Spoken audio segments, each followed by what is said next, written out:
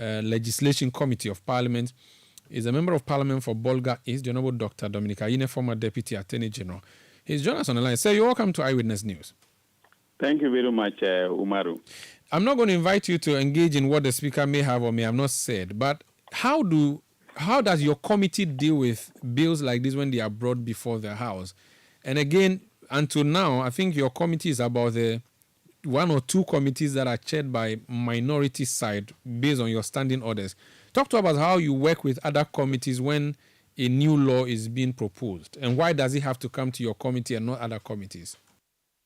Okay, thank you very much. First of all, I need to clarify something. I listened extensively to the clip that you played, regarding Mr. Speaker's statement this morning. The Speaker was right.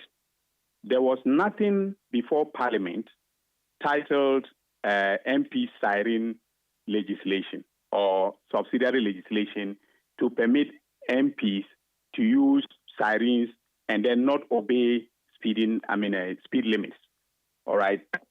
The instrument that was laid was the Road Traffic Amendment Regulations. And Umaru, it is a very comprehensive set of regulations that the Minister for Transport, pursuant to the power granted to him under Section 133 of the Road Traffic Act of 2004, I think it's Act 683, was exercising. And if you look at 133, it has a comprehensive list of areas to be covered by legislative instruments that the minister will bring to Parliament. Now, in Parliament, the Subsidiary Legislation Committee is mandated by Article 11.7 of the Constitution to examine legislative instruments or subsidiary legislation that is brought, all right, against a defined set of criteria. First, whether they violate the Constitution or any other law in force, whether they are ultra vires, that is, made in excess of the powers granted the minister under the Mother Statute, whether they, offend the standing orders of Parliament, etc., etc. All right. So when the minister proposed to lay, he first brought the legislative instrument in draft form to the subsidiary legislation committee. Now, the committee, after extensive deliberations, made a number of proposed amendments to the instrument. And the reason why the committee was able to do that, despite what Mr. Speaker was saying, and I'll come to explain why Mr. Speaker was saying that you cannot amend. The reason we were able to do that is because that is a pre-laying consideration. Okay? At the pre-laying consideration, members can make proposals, and we have done that, across various sectors. All right? The Energy Commission, for instance, last year brought us 23 instruments. We made extensive revisions because some of us on the committee are, experts in the areas. Some of us are lawyers. We know the constitutional, implications of certain provisions in regulations. We know the case law and can make the point that a particular regulation is, going to go against what the Supreme Court has said about, subsidiary legislation and so on and so forth. So we usually make very extensive, input. So at the pre-laying consideration, we, extensively ask that the instrument be revised. And Umaru, as I speak to you, I have on my desk here the instrument with my notes from page 1 all the way to the last page. Now, it is not as if when they came, this was an instrument about sirens and speed limits. The instrument covers registration of vehicles. It covers weight and the issues about the net weight, of vehicles that have to be registered, licensing procedures, speed limits, and so on. And so it's very, very comprehensive. But it also sought to amend Regulation 74 of the existing regulation. That is, LI 2180. All right, in order to exempt certain categories of officials, from, the speed limits when their vehicles are fitted with a siren for purposes of being able to, travel fast enough for purposes of, an official function or, the conduct of official business. Okay. Of course, that included the presidency, the vice president, the chief justice and superior court justices, the speaker of parliament, then ministers of state and so on. Now, it was at that point in time that a member from the government side raised the issue as to whether, why MPs were not included in the list of people who are entitled to use the siren, and then not to, in the course of using the siren, not to, obey speed limits.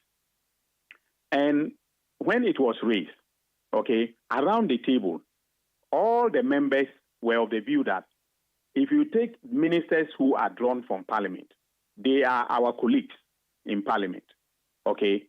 And so it doesn't make sense to say that they can, when they are in a hurry to get to an official function, they can use a siren, and they are not entitled, they are not limited in terms of, the speed at which they can go, but that we are, as parliamentarians, limited. Okay, that was the argument that was made. Subsequently, as chairman, okay, I asked the ministry to take account of all the proposals that were made, including those that I as chairman also noted, and asked that they should make substantive revision to the instrument. Okay, that also included whether they will amend proposed regulation the revision of regulation 74 to add MPs to the list. All right. So I asked that they should, go back and consider all the amendments that have been proposed by the committee. And they went and did. Now, Umaru, when they did, they sent it back to the committee for us to vet every amendment that has been proposed. Okay, so it was not about sirens and speed limits. It was about everything that had to do with this particular instrument. So I had to, together with the secretariat, go through the hundreds of amendments that were proposed at committee, and to ensure that those were, incorporated before the final instrument was laid. I see. So the minister took this back to the ministry, worked with the Attorney General, incorporated all the revisions, and then brought it back. So that is how come that the first video that you played, where Mr. Speaker was referring the instrument to my committee, if you go back, on that day, I had insisted, okay, that I have not seen the amendments that were suggested by the members. And then they said they had written to my secretary. So we got the instrument, we got the the letter and the instrument, and we went through before we came back to the floor, and then said that they can go ahead with the laying of the instrument. So this is what happened. Now, when the instrument is laid, under Article 11.7 of the Constitution, okay, it matures into law after 21 sitting days. And that's why Mr. Speaker was saying that when it is laid in the process, if we bring a report, which I was going to bring today anyway, if you bring a report and you even recommend that the instrument should be, withdrawn because there is something in there that Parliament doesn't like, you need a 2/3 majority of the members of Parliament to throw the instrument out. Okay? And of course, as Mr. Speaker was saying, in a hung Parliament of the kind that we have, even when we had in the 7th Parliament, a significant majority by the MPP, they didn't have 2/3 majority to be able to throw out, an instrument. Okay, so the point I'm making is that the workings of that committee, people have started, people said we were the ones who, brought an amendment. We didn't bring an amendment. The amendment of the road traffic regulations was brought by the minister, as is the case, because once Parliament, passes an act of Parliament, Parliament then delegates the power to make subsidiary legislation, okay, or I mean a legislative instrument, a constitutional instrument to appropriate institutions, appropriate institution, okay. And when that institution brings it, it is laid, and then it takes 21, sitting days for it to become. Let me just get a few things clarified. Yesterday, I spoke to your colleague, a member of the Transport Committee. The suggestion was that it was your committee that proposed the inclusion of MPs to the list. From what you've said to me so far, you appear to have affirmed this view that as of the time the Transport Minister brought the LI to the House, there was no mention of MPs. Rather, it was when it got to your committee that members of your committee around the table, including yourselves, proposed to the minister to add MPs. Is that a fair rendition of what happened? Yes, it is a fair, rendition of what happened. What then that means is that you are, and when I say you, I mean your committee and yourself, are the persons who really are the ones behind sirens for MPs, and not necessarily the minister for transport. Let me put it this way. All right, when the issue was raised within our committee, okay, it was a proposal. The minister was not, compelled to take account of that proposal. He was not under any compulsion. It was a proposal. We asked a question. A member asked a question. I don't want to go into which member it was, but the discussion came from the government side that why are MPs not on the list? And by the way, it was the social media, angst was not against only MPs. It was also about MPs and ministers. But it was mostly MPs. Well, whatever because ministers currently use, motorcades or dispatch outriders and all of that anyway. So, but the speaker, the president. It's unlawful. But if they use an outrider, that's not unlawful. So we do know that the speaker uses that, the president uses the vice. Yes. And I think the Chief Justice. But now there's an introduction of justices of the Supreme Court and MPs, 275 MPs, whether or not they are ministers. That is where the public angst is coming from. And I'm saying that, and I'm actually suggesting to you now, that you are possibly the reasons that people are angry, not what the workings of the ministry was. At the point where members of the committee raised the issue, all right, it was a suggestion. And the minister took that into account and brought back the regulations with, members of parliament as part of the class of persons, that could use a siren and that were exempted. But the important thing is that, the minister has listened to the public regarding what has happened. All right.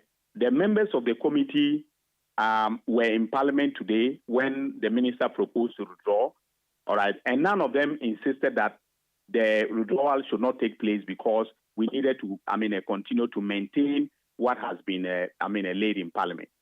Okay, so we are in a democracy. A public opinion at some point in time is against a measure, and the elected representatives of the people, take an action, in consonance with what the people have said. They should be applauded. Do you personally now disagree with this position because considering that it was something that your committee approved and passed on to the minister, do you now with hindsight or now that you've heard from the public, have you changed your mind or you still think that, even though I agree, let's pull it down for a while, members of parliament would still need this in the future? And I'm asking this because someone has just drawn my attention to the fact that you apparently were on the state broadcaster, I don't know when, today or so, and you were justifying the position. So I'm asking if now you've changed your mind or you still stand by it. They had asked me what the rationale was, all right, for wanting MPs, to have this privilege, okay? And I was just trying to explain the rationale. I didn't say that personally, I didn't say that personally. My position is that MPs must be given, sirens and be exempted from speed limits.